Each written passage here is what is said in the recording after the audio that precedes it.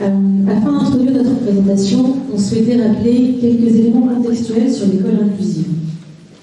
Ce graphique reprend les élèves scolarisés, le nombre d'élèves scolarisés en situation de handicap lors de la rentrée de septembre 2022. Ce qui est important, au-delà du détail, c'est que depuis quelques années, on observe une très forte augmentation de ces élèves dans les écoles. Cette explication, au niveau des chiffres, sur 12 millions d'élèves, il y a 3,1% des élèves qui sont en situation de handicap. Et voici le premier témoignage de Perrine Sonneville. Perrine Sonneville est conseillère pédagogique. Le partenariat avec les papillons blancs date déjà d'une vingtaine d'années sur notre secteur, puisqu'en fait ça fait plus de 20 ans maintenant que une équipe des papillons blancs est présente dans une école de Tourcoing, et ça s'est élargi à d'autres écoles sur un fonctionnement en fait de plateau médico-social dans des ULIS. Et c'était un premier jet dans ce système inclusif et dans ce partenariat. Maintenant, c'est vrai que depuis un an, on a une nouvelle dynamique qui apparaît, qui est l'arrivée des équipes mobiles, notamment par exemple les MAS, l'équipe mobile d'appui à la scolarisation, qui arrive sur le territoire et qui apporte quand même un tournant là dans ce partenariat éducation nationale papillon blanc. Donc dans cette logique d'intermétier dont on entend parler dans la vidéo, nous au niveau des équipes mobiles, on travaille particulièrement, entre autres, avec les coordonnateurs ULIS. Donc ce sont des enseignants spécialisés qui gèrent des dispositifs ULIS dans les écoles et qui ont donc la responsabilité de gérer et d'accompagner l'inclusion de leurs élèves dans les classes de l'école. Donc certains d'entre eux avec qui on travaille ont voulu nous partager des bribes de témoignages. Je dirais que le gros avantage de pouvoir s'appuyer sur les équipes mobiles, c'est d'avoir un regard et une expertise pluridisciplinaire sur les difficultés que peuvent rencontrer nos élèves, aussi bien dans les apprentissages que dans leurs relations avec les autres. C'est la possibilité, par nos observations croisées, de pointer ce que font déjà très bien les enseignants, mais qui n'ont pas forcément su identifier, et de pouvoir leur proposer de nouvelles adaptations. L'avantage également de l'équipe mobile, c'est qu'ils peuvent construire les adaptations et accompagner les enseignants dans la mise en place de celles-ci. C'est aussi de pouvoir faire monter en expertise les différents professionnels du monde éducatif, donc aussi bien les personnels des pauses méridiennes que les enseignants, et donc de pouvoir au mieux accueillir nos élèves à besoins éducatifs particuliers.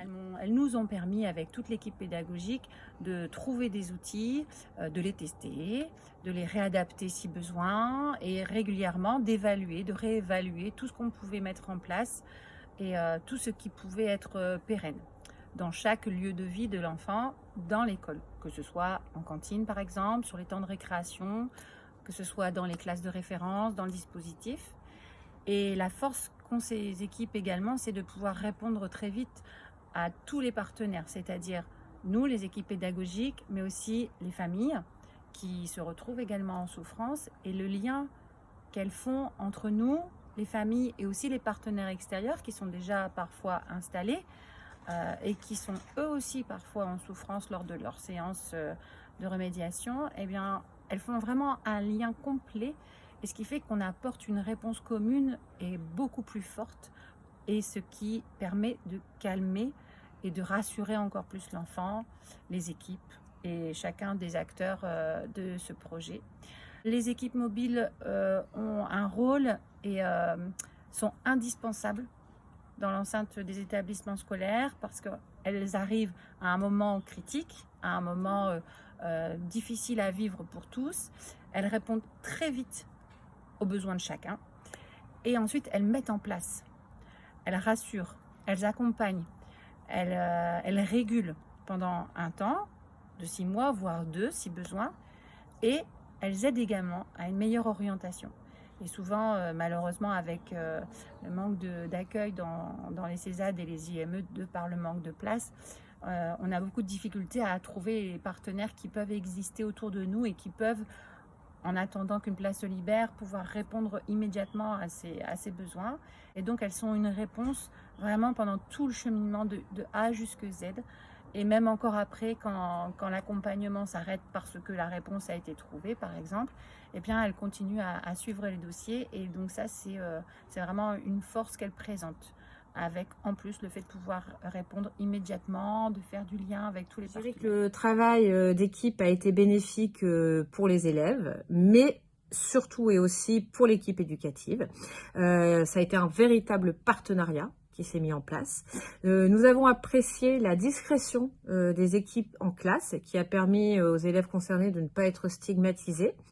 Donc ces équipes ont vraiment été super dans les interventions, et on a aimé aussi que ces interventions soient de courte durée, que ça ne prenne pas trop de place en classe, et surtout que le retour soit rapide et surtout qu'il nous apporte des choses concrètes.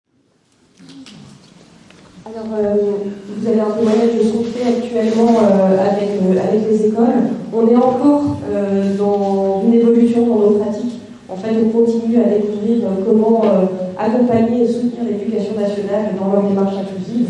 Et donc, on est sur de nouveaux projets que Perrine va vous présenter rapidement. En fait, on se rend compte que l'arrivée de ces équipes mobiles, en plus des circulaires sur l'école inclusive, nécessite l'ouverture des portes en fait, de deux grandes institutions que sont l'éducation nationale et le secteur médico-social. Et on ouvre des portes et des gens se rencontrent et on a des réunions en école avec présence de psychologues et d'éducateurs pour accompagner les équipes. On a aussi des conseillères pédagogiques présentes dans les locaux des Papillons Blancs pour des concertations, des réunions d'équipes où on évoque différentes situations d'élèves. Et là, on entre dans cette logique de l'intermétier qui est le début de l'école quand même de demain. Et c'est le discours des enseignants d'ailleurs, qui accueillent des enfants en situation de handicap, parce que très souvent ils nous disent mais bien sûr ma classe est ouverte, bien sûr que j'accueille cet enfant, c'est pas un problème de volonté, mais je ne sais pas faire, je suis pas psychologue, je ne suis pas éducateur, et ça on l'a largement entendu. Et donc c'est cette arrivée des équipes mobiles, c'est on espère un début sur la présence d'éducateurs et de psychologues dans les écoles pour accompagner ces élèves. C'est important parce que sinon on peut très facilement tomber dans un discours où on va se dire mais cet enfant il a d'abord besoin de soins et après il pourra être à l'école, ou il est à l'école et donc il n'aura pas de soins. Il est à l'école et on n'est pas psy, on ne sait pas faire. On a des expériences qui sont en route, des expérimentations de co-intervention. Donc là actuellement, sur les expériences de l'année dernière, on a eu des moments où soit l'éducation nationale intervenait, soit les équipes mobiles, soit on se concertait en se disant mais en fait cette situation c'est plutôt pour l'équipe mobile et nous on va se retirer, et ça pour ça on a une communication qui est super, qui est en place. Alors on collabore également avec la maison des aidants qui peuvent nous interpeller pour bénéficier de nos expertises et de nos expériences dans l'école inclusive, et toujours dans l'idée d'une fluidité de parcours. Les équipes mobiles sont un repère pour les professionnels et pour les familles parce qu'elles tissent le lien entre les deux à travers le parcours de l'enfant. Elles ont aussi ce côté rassurant pour les familles parce qu'elles appellent régulièrement pour les soutenir, pour les aiguiller, pour les orienter, et c'est vraiment important d'avoir un interlocuteur direct.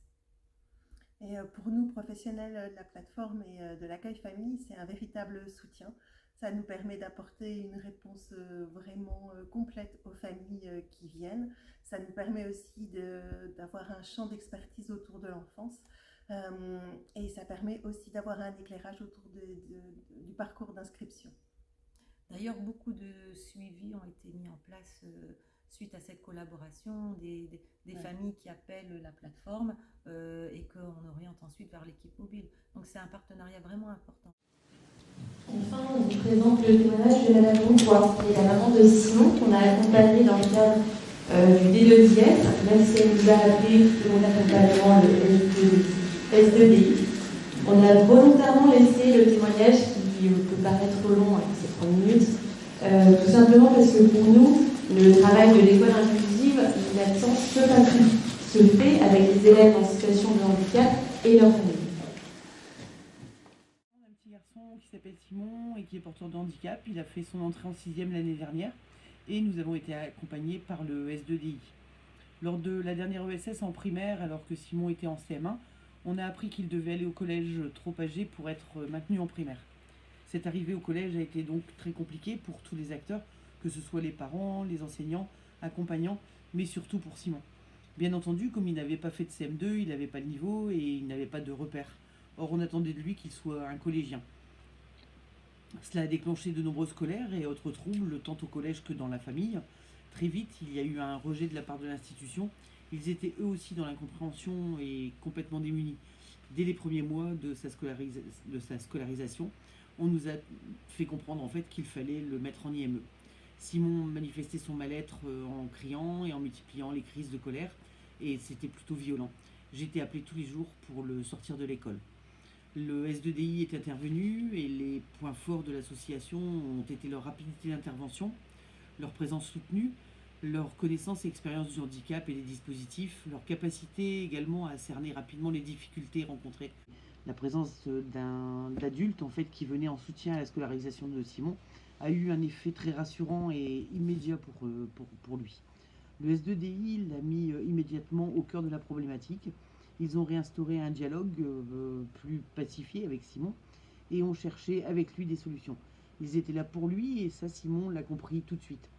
Le S2DI a mis en place une période d'observation et ont pu, grâce à leur expertise, mettre des mots sur le mal-être de Simon. Leurs constatations et préconisations ont été rédigées, mais surtout partagées avec toutes les parties intéressées, ce qui a permis également une prise de conscience des différents acteurs.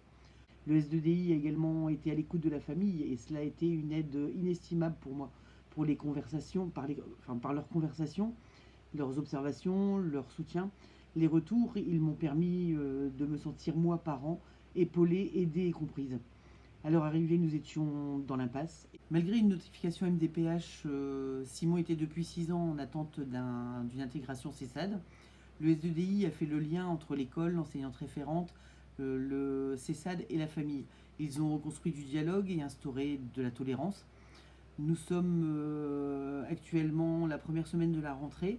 Le S2DI ne nous accompagne plus, mais ils ne le savent pas encore et donc je profite de cette vidéo pour leur dire que cette rentrée est placée grâce à leur travail sous le signe de l'espoir, puisque l'établissement a pris en compte les demandes de Simon qui ont été relayées par le S2DI. Il a plus d'inclusion scolaire et je vais moi-même, en tant que parent, pouvoir faire la connaissance de cette équipe éducative. Le S2DI a préparé le terrain pour le CESAD. C'est une très très belle réussite et je les remercie encore énormément.